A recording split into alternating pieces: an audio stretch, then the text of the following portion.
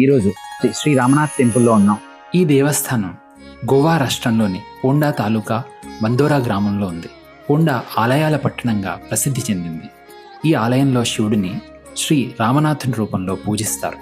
ఇక్కడ మూల విరాట్టు శ్రీ రామనాథుడు అంటే రామునాథుడు అని అర్థం.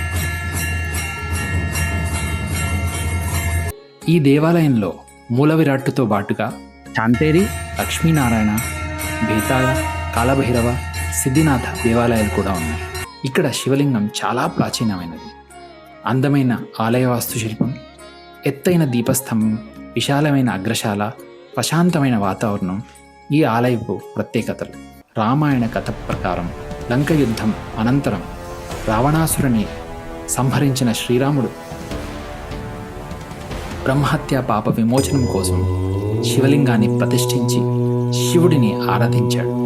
అప్పటి నుంచి శివుడు ఇక్కడ రామనాథుడిగా పూజలు అందుకుంటున్నారు. చరిత్ర ప్రకారం ఈ ఆలయం మొదట లోటోలింలో ఉండేది. పోర్చుగీస్ దాడుల సమయంలో దాన్ని బందోరాకి తరలించారు.